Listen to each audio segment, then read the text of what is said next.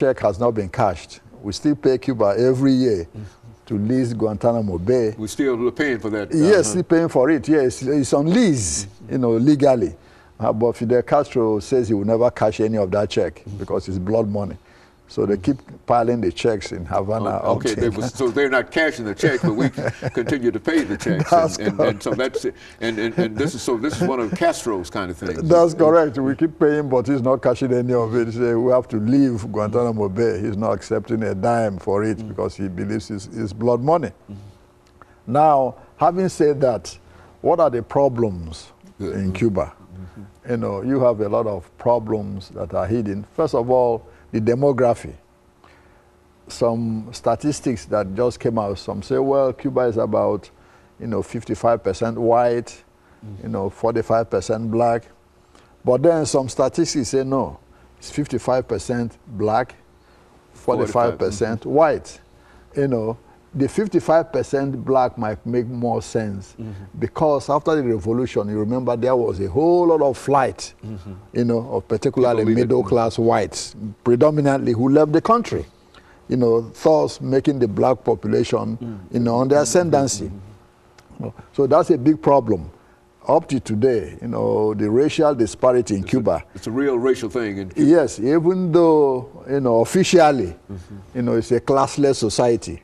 But there are a lot of black folks in Cuba started complaining now about discrimination in Cuba. In fact, not a very few months ago, a lot of black politicians and preachers in this country wrote to the Cuban government about discrimination against black folks in Cuba. The Cuban government says, no, things are better for blacks now, than when Batista was in power. Which is true. Which is true. Considering, yeah. Exactly, considering, which is true. Because even 90% of Fidel Castro's support comes from the black folks in Cuba because of some of the benefits they've derived from, the revolution.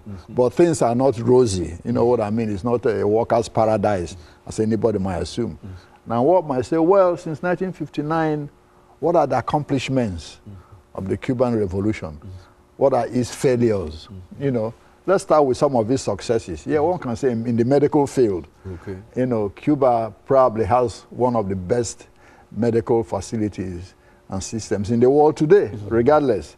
In Africa alone, you have over 15,000 Cuban physicians and nurses in Africa working up today. That's what you meant when you talk about Venezuela. Exactly. In Venezuela, you have about 20,000 Cuban, medical workers working in Venezuela. In Honduras, you have thousands. In Belize, the same.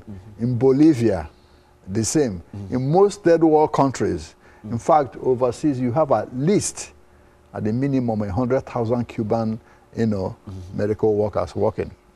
What you talk about medical diplomacy today, Cuba is using medical diplomacy to spread goodwill around the world. Officially, since 1959, about 70,000 physicians have been trained in Cuba. Doctors have been trained by Fidel Castro. More than the whole of African continent put together. Okay? The School of Americas medical school in Cuba trains about 10,000 physicians every year from third world countries, including the United States. A whole lot of, there are at least 1,000 Americans in medical school in Cuba, and they are going to school free of charge. And of course, Dr. Madu, that's some extraordinary information because we never think into. Well, now, when they send these medical ambassadors to these other countries, what about the medical services in Cuba itself? The same. They have more. Exactly. They have more doctors in Cuba. Like I said, over 70,000 trained since 1959. They have enough in Cuba that they have to send out, Well, let's take this commercial break, and then we'll continue that because I think that's one of the most intriguing things that we were talking about. And, of course, we'll be back with our audience following this very, very short commercial break.